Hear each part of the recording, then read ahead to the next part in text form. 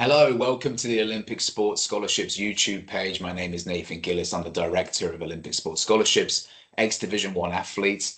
And today we'll be running through the eligibility rule changes, which will be coming into effect very soon within the NCAA. These are major changes announced this month. So hopefully this video will give you more understanding of why they've come into play, what the rule changes specifically are, and how they'll affect you and us in the long term. So let's jump in the deep end. So why now? Why have these changes come into effect now? So President Trump recently signed Executive Order 144,000 titled Urgent National Action to Save College Sports this month. And this will apply to any college which generates over $20 million in athletic revenue, which is a sizable chunk of the NCAA, and also is naturally the bigger players within the governing body. Typically, the bigger players have a bigger say in rules and alterations. And the reason why this is a really big deal, the executive order, or any executive orders for that matter, have much more enforcement ability. So you can strip back federal funding. Naturally, the president trumps, pardon the use of that word, but above any NCAA directives or rules. So the reason why this is a big deal is because it's an executive order. It comes with teeth and it comes with enforcement, which means that we know that schools are very likely to follow this, and the NCAA needs to move quickly as well. And the reason why they've decided that this executive order was needed, and it's not wrong, is there was an element of this becoming a bit of an out of control financial arms race, as they worded it. And also the NCAA and athletes were constantly in legal issues regarding age discrimination and all sorts of stuff regarding the clock, particularly with NILs and restricting athletes' ability to fairly make money. So there was a huge amount of issues within the federal court system. And the aim of the executive order is to kind of tie this all up with a bow and just resolve the issue moving forwards. Unlikely to happen, but the rule changes will be coming into place. That's more what I want to discuss today. So let's jump in with the big one, the major change, which is the 5-year participation window. So the big alteration here is that previously the rules, you would have a 5-year clock where you could compete in 4 seasons of sports.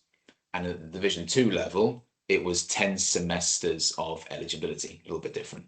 Now it will be a 5-year participation window, 5-year clock to play 5 seasons of college sports. So for example, in the context of track and field, that will give everyone an extra indoor, outdoor and cross season. So in effect, redshirting will be removed. And within this, the clock, when this 5-year participation window will begin, is a year after high school graduation or a year after a student's 19th birthday, whichever one comes first. That's a huge change. So this is not even indirectly, it's directly an age cap on college sports. And there'll be very narrow exceptions for military and missionary work. So in previous instances where we've seen students that have been able to stack many waivers on top of one another, these rule changes will tighten that up significantly. And professional athletes will be barred from returning to college sports. So you won't see what's been happening quite a bit in basketball, which is if you don't make it at the major league level, you dip back in. There's going to be a restriction regarding that. So that's the big change. The other change is transfer restrictions. So previously, quite unrestricted, you could bounce around programs as many times as you liked. Now there'll be one unrestricted transfer where you'll be allowed to move to another program and have no impact on your eligibility. You'll be immediately able to play and practice. A second transfer will only be allowed after a student has completed their undergrad degree or completed a 4-year qualification. So again, this really will tighten up significantly on, again, students in some instances which have gone between 4 or 5 different universities, which is insane. But this will tighten up the movement of athletes from program to program.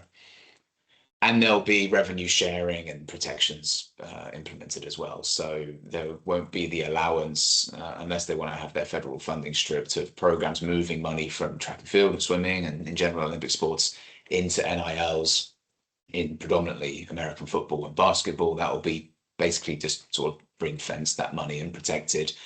And schools also must provide reasonable medical care during and also post-enrollment within a reasonable time frame.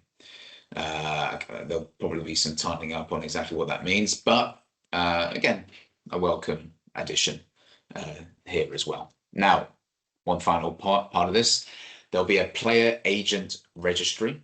So agents will have to officially register with the governing body with the aim of also further protecting athletes, just to make this a little bit more of a kind of registered and legislated industry, which it certainly isn't. There's definitely no barriers to entry in terms of being an agent. Again, I think this would be a welcome change. Now, I want to go through a few different things here, right? That's an overview of what the rule changes are. I want to discuss the enforcement and then also what it means. Okay, so in application, what this is going to mean for maybe your situation. So number one, the reason why this will be enforced, why we know that this is very different than maybe previous discussions regarding rule changes, etc. So what this is federal leverage. This is not NCAA authority, this is federal leverage. Every single university in the US is dependent on federal funding. You need it for grants, you need it for contracts with schools, and in many instances, they're public schools, they're federal. They come under their umbrella directly. So in this instance where President Trump has said that if from the 1st of August you do not follow this executive order, we will pull federal funding, you know for sure that schools will follow these rules. Again, in effect, hit it where it hurts, hit their wallets. If you do not follow these rules, we will pull your money back. So we know for a fact, and hence why this has been moving so quickly, that no school wants to be in a situation where they're falling out of favor with the federal government. They want to keep themselves content with them to maintain the money, different than the NCAA, where maybe you can have a bit of a legal back and forth, which has been happening in the courts, right? Maybe, for example, NCAA have had a certain position, schools are fighting that position. It's a very different conversation when you're trying to fight the government. So this is a very different instance. And again, put it simply, schools don't want to lose out on money. So this is why from the 1st of August, we can be very confident. And as you've seen in the last week or two, in fact, even within the last 3 days, the NCAA is moving very quickly to bring this forth. Now, what it means for us, if we're looking as like us as a company, obviously operating with international athletes, and what it then in turn maybe means for you. So personally, I love this. So it's an extra year of scholarship, number one, right? So for many students, but maybe particularly if you're more of an indoor and outdoor athlete, you're probably going to have your 4 years and you'll be done. An extra year of scholarship, why not? It'll maybe give you the opportunity to do your masters before you come home. So again, there's some major benefits here in terms of just an extra year of scholarship no one's going to turn their nose up to. It also probably lowers competition for spots with scholarships. It's still going to be highly competitive, it always will be, but obviously the age cap where we've seen athletes entering much older, much more developed, that's going to be impossible to happen now unless you fake birth certificates or passports, which maybe, let's be honest, is going to still be a feature from certain parts of the world where maybe that's viable. But in most instances, if you are over the age of really 22, 23 years old, you're probably not going to get a scholarship. And unless you're at one and done and you're incredibly high level, 1 year and finished, and you're coming in as an immediate impact. But a coach isn't going to want to recruit someone who's 22, 23 years old, knowing that they're only going to get a year or two out of them in terms of their remaining eligibility, when they could recruit a young kid from high school and get those 5 years. So it will reduce competitions for spots, which is nice. Track money will be protected. Of course, that's going to be only a benefit if it's going to be ring fenced. And if they do take money from track to give it to football and basketball, and they have their federal funding pulled, it does provide a lot of protections for us and for women as well within Title IX. Now, so that's more in the instance of like undergrad kids. If you are a grad student, right? So say you are a international studying in the UK, in Australia, and you're doing a 3 or 4 year undergrad degree, where this will help, maybe not help. So again, if you're going to be older, you're knackered, right? Say how it is. If you've done a gap year, you've then started in university, you do a 3 or 4 year undergrad degree, whatever your clock is remaining on that 5 years is what your clock is. There's going to be no waivers for you to extend it. That's really going to be the situation, right? Maybe in years gone by where there's an element of witchcraft and wizardry that you could apply to trying to extend someone's timeline. Now that won't be the case. It's just going to be based on your age. So if you do begin university later at home and you have a longer undergrad degree, you're not going to have that same possibility of entering the US under an extended clock by playing the rules a little bit. What I would say, however, is, and maybe where this will become a little bit more simplified, is if you are a kid, let's take the UK, for example, where maybe you're competing in bucks, you do a 3-year undergrad degree, you don't have to worry about missing bucks to try and save one of those seasons to then use it within the US, because under the previous rules, you had 4 seasons of sport that you could use. Now you can just compete normally through your 3 years. You'll have 2 years left, crack on and proceed as normal. So I think it will simplify things for grad students internationally. It's just whether, and again, like with anything in life, it's up to the eye of the beholder. If you're in that camp, that this is good news for you, because again, maybe you're just doing a simplified 3-year undergrad, great. If you are an athlete, maybe who's older, started university later, doing a longer undergrad degree, okay, it is what it is, right? With the removal of waivers, or generally the removal of waivers, that's the situation for you. So that's a little bit of a summary in terms of what it means for us. Now, when these rules will come into play, August the 1st, right, comes into effect this year. So with that, it's not having any impact. Well, it's having an impact on students this year, but it doesn't come into play until fall 26 to 27. So this will be in play for recruits officially starting from January and August of next year onwards. So these rules are now, right? Basically, they're coming into effect for this recruitment class next year.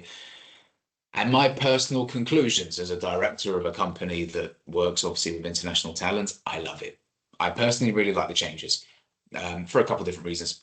I think firstly, simplification is always going to be favourable. The NCAA was becoming overly complicated with waivers.